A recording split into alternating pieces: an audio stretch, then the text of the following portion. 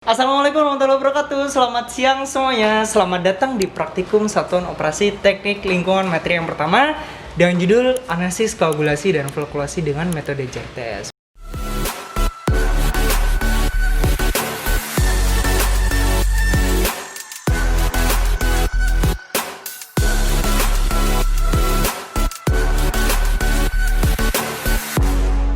Perkenalkan, nama aku Muhammad Taufik Zunil Hafa dari TEL 07, dan juga nanti ada beberapa teman-teman asisten praktikum yang lain yang bakal membantu aku buat ngejelasin. Di materi yang pertama ini kita akan menjelaskan dua hal terkait dengan alat, bahan, beserta fungsi, dan juga cara kerjanya seperti apa gitu. Jadi apa itu jar test, apa itu koagulasi dan fluktuasi, nanti kita jawab bareng-bareng. Oke, langsung aja kita masuk ke praktikumnya. Halo teman-teman, namaku Renov. Di sini aku bakal bantuin Taufik buat ngejelasin tentang alat bahan yang dipakai dalam praktikum kali ini. Oke, langsung aja ya. Ini aku jelasin fungsi alat bahan yang dipakai dalam praktikumnya. Di sini yang pertama ada pH meter. Fungsinya ini untuk mengukur pH.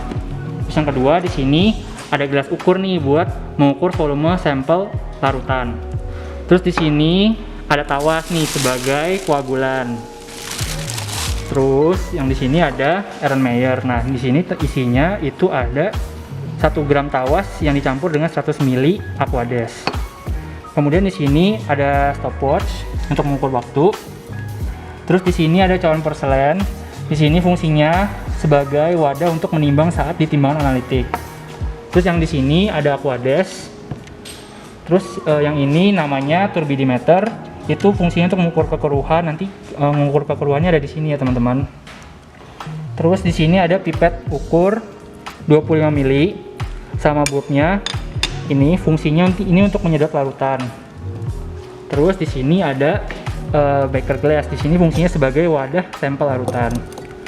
Terus di bawah ini ada limbah domestik. Nah, jadi limbah domestik yang dipakai dalam praktikum kali ini itu sampel air sungai. Terus yang terakhir nih teman-teman, di sini ada jar test.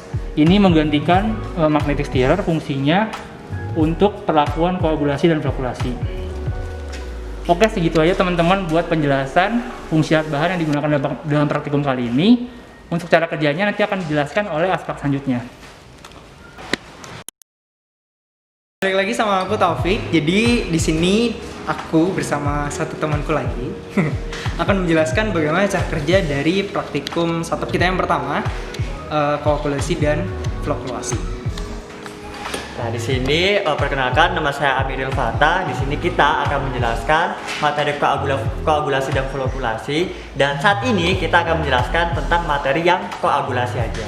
Jadi yang pertama, langkah pertama kita ambil air limbah yang sudah kita ambil tadi pakai air sungai, itu sebanyak 500 ml ke dalam beaker glass.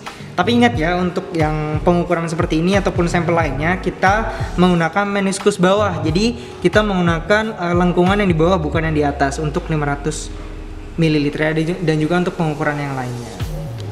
Oke, selanjutnya kita ambil tawas dengan ukuran 1 gram per 100 ml sebanyak 0,5 ml dan kita masukkan ke dalam air limbah yang sudah aku jelaskan tadi. Jadi tadi kan sudah ditambahkan tawas 0,5 mili. Setelah itu kita taruh di jar test. Jadi jar test ini untuk melakukan proses koagulasi. Nah, sebenarnya teman-teman, untuk tawas sendiri itu nggak cuma 0,5 mili, tapi ada pakai 1 mili, 2 mili, 4 mili, 8 mili, 16 mili, 12, 16, 20 dan 22 mili. Gunanya apa sih? Gunanya itu biar kita ngerti nih, kalau misal kita mengambil tawas dengan perlakuan mili tadi itu, kira-kira dosis yang paling efektif itu yang mana sih? Nah, sekarang kita masuk ke proses koagulasi. Di sini kita memakai 100 rpm untuk speednya.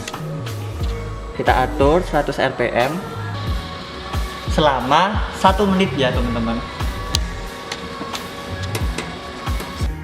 Oke, jadi setelah kita lakukan pengadukan dengan kecepatan 100 rpm tadi dengan jar test, kita biarkan sampel ini untuk melakukan proses sedimentasi atau pengendapan selama 10 menit. Jadi tujuannya agar antara padatan dan juga airnya itu terpisah, jadi padatannya turun ke bawah karena setelah kita berikan tawas seharusnya tadi partikel menggumpal menjadi satu sehingga beratnya kan akan bertambah. Jadi dengan gravitasi akan secara otomatis akan terjadi proses sedimentasi sehingga nanti ketika kita melakukan pengujian itu padatannya nggak ikut, jadi kita benar-benar hanya menguji airnya saja gitu.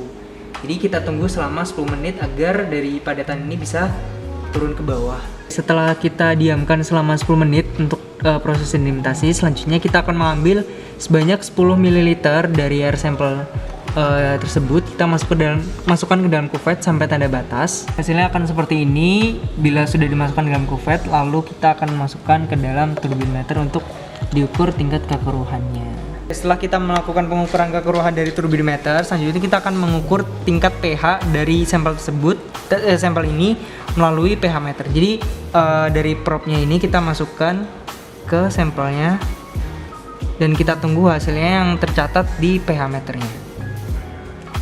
Jadi untuk proses yang sekarang itu proses koagulasi fluktuasi. Bedanya seperti apa? Untuk yang koagulasi, tadi kan kita menggunakan kecepatan 100 rpm selama 1 menit, langsung diendapkan dan langsung kita ukur. Nah, untuk proses koagulasi fluktuasi ini, setelah kita lakukan pengaduan cepat selama 100 rpm selama 1 menit, dilanjutkan dengan pengadukan lambat dengan kecepatan 50 rpm selama 10 menit.